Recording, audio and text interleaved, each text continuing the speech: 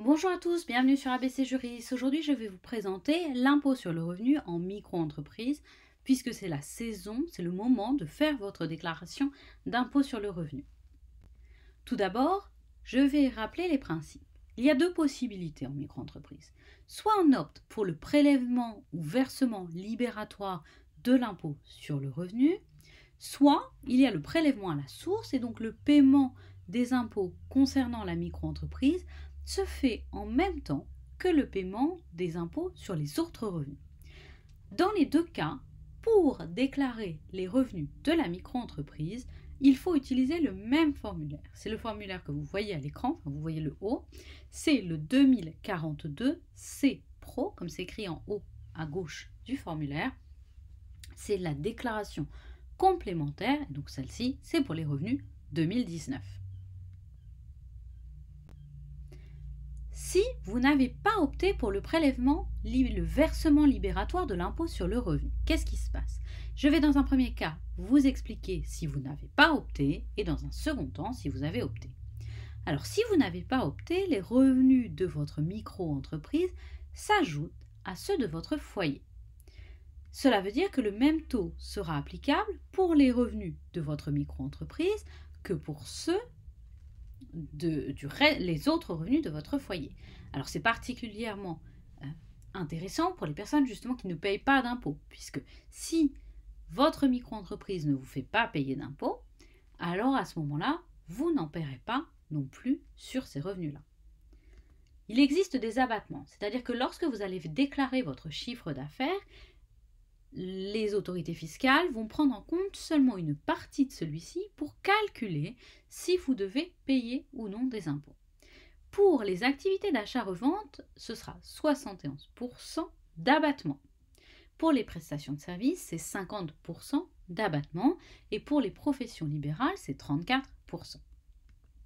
Lorsque vous faites votre déclaration en ligne, vous avez la liste des revenus et vous allez devoir cocher certaines cases pour que la déclaration 2042C Pro apparaisse, pour que vous puissiez remplir les cases correspondantes. Donc, si vous exercez une activité commerciale ou artisanale, il faut cocher revenus industriels et commerciaux professionnels. Si vous exercez une profession libérale, il faudra cocher revenus non commerciaux professionnels.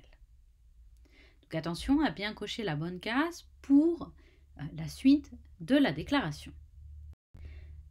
Donc dans ce premier cas, si vous exercez une activité artisanale ou commerciale, vous allez donc devoir remplir les cases concernant les revenus industriels et commerciaux professionnels, comme on le voit en haut de l'image. Dans ce cas-là, vous aurez plusieurs cases à cocher. Tout d'abord, le chiffre d'affaires doit être indiqué. Donc pour les ventes de marchandises et assimilés dans la case 5KO. Pour les prestations de services et locations meublées dans la case 5KP. Et en plus de cela, on vous demande quelle est la durée de votre exercice. C'est-à-dire que dans la case 5DB, vous devez mettre le nombre de mois que vous avez exercé.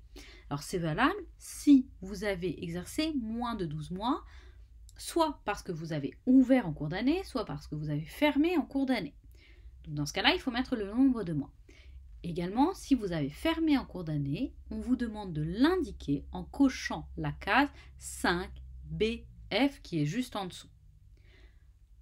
Ça, c'est valable si vous êtes le premier déclarant. C'est-à-dire que si vous faites votre déclaration, si vous êtes par exemple un couple marié et que vous êtes deux à faire la déclaration et que vous êtes le deuxième déclarant, alors il faudra cocher les cases équivalentes, mais dans la deuxième colonne, dans la colonne du déclarant 2. Donc au lieu de 5DB, ce sera 5EB, 5BI, 5LO et 5LP qui sont concernés. Donc les cases, ce sont les mêmes, mais juste vous décalez d'une colonne si vous êtes le deuxième déclarant.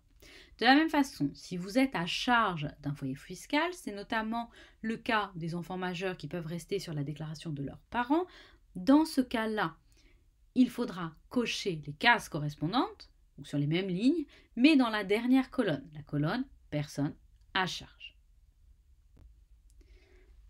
Si Maintenant, vous exercez une profession libérale. Si vous êtes en profession libérale, c'est la partie du formulaire concernant les revenus non commerciaux professionnels que vous devrez remplir. Le principe est le même, donc vous devrez indiquer le chiffre d'affaires dans revenus imposables. Donc c'est la case 5HQ, pardon, elle est un peu tronquée sur la photo. Et vous devrez préciser si vous avez exercé moins de 12 mois. Donc dans ce cas-là, c'est la case 5XI dans laquelle vous devez mettre le nombre de mois.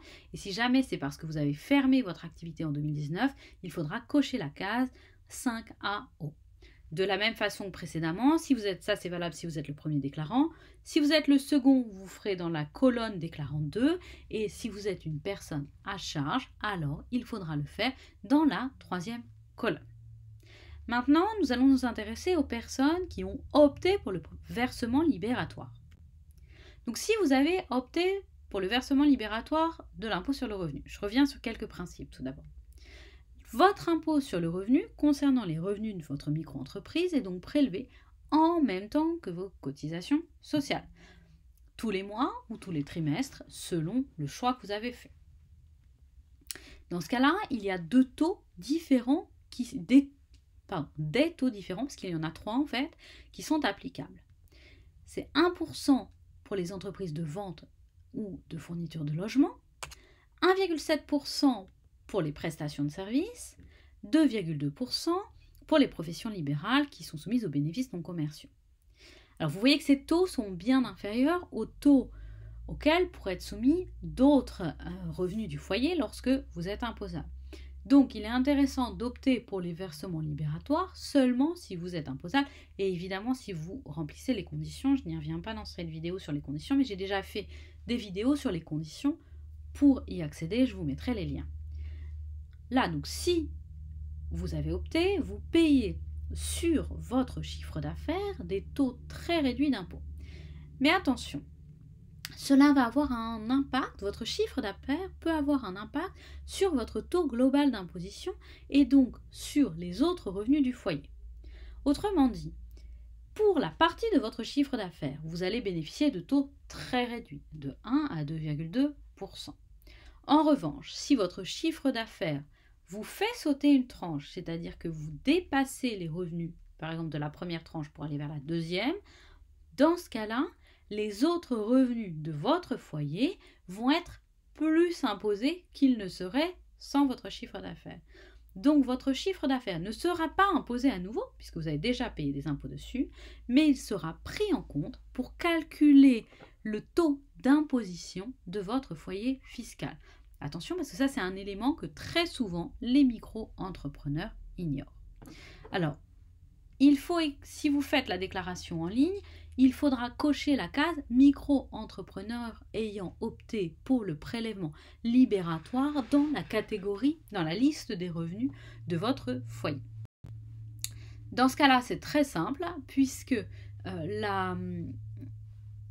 pour le formulaire qui va apparaître, c'est micro-entrepreneur, auto-entrepreneur ayant opté pour le versement libératoire de l'impôt sur le revenu. Donc là, c'est très clairement dit que ce sont les revenus de la micro-entreprise. Pour ceux qui font des ventes de marchandises, vous devez remplir la case 5TA. Pour les prestations de services et locations meublées, c'est 5TB.